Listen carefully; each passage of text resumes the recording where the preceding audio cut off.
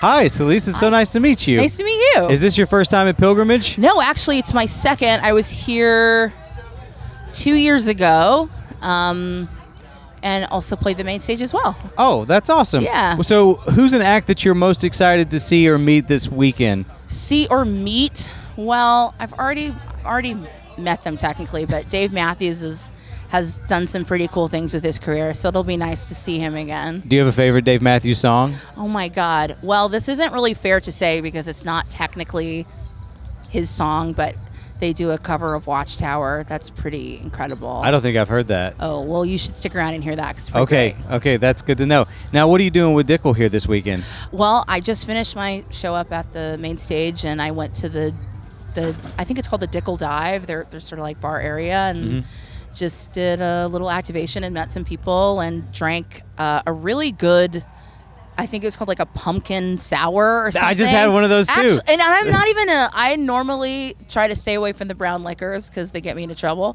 But I was like, yeah, I'll try it, and I am going to get into more trouble than I thought I would with those drinks tonight. So is that your favorite George Dickel cocktail? Yeah, I think so. It was really very, very good, and not as sugary as you think it would be. Which No, I really like. it's not. It's very subtle. Yeah. I'm curious. Why does brown liquor get you in trouble? I don't know. You'd have to ask it. But I feel like when I drink tequila or vodka, I'm able to say a good Christian woman, and then the brown liquor comes out, and then I start losing my religion, as they say. Okay.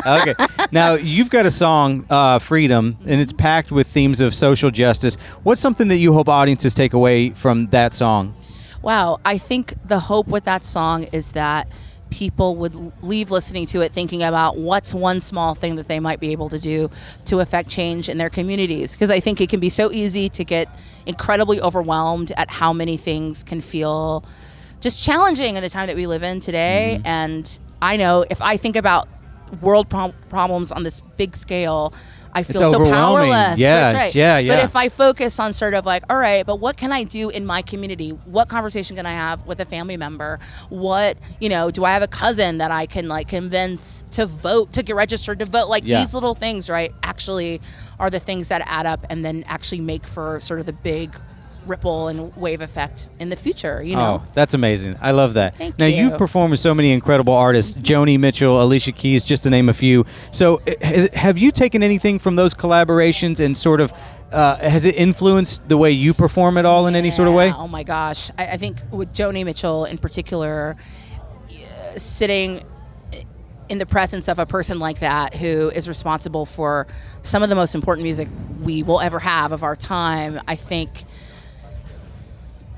what really has impacted me in working with her is just seeing how she doesn't have the ability to be anything but herself fully. Like the way that she sings, the way that she writes, her perspective on music and art is solely her own. And at the beginning, there were plenty of people that didn't understand it, but she was so committed to her artistry, she sort of pushed past what was happening in popular music at that time and just said, this is what I have to say. And now all these years later, we're able to look at our music and it's heralded as, being so important to the American songbook, but it required her really deeply investing in herself when other people weren't entirely ready to yet. And it's something that's, I think about it pretty consistently because I hope to be the kind of artist that's just deeply committed to whatever feels like the truest thing to say, Now, once your album drops, do you have plans to go on a proper tour?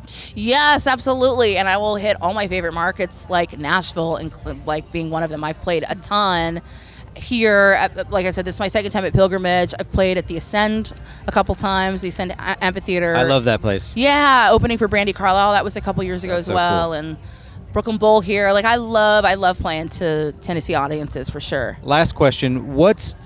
Who's one artist that you really love that you wish more audiences would check out? Ooh, that's such a great question.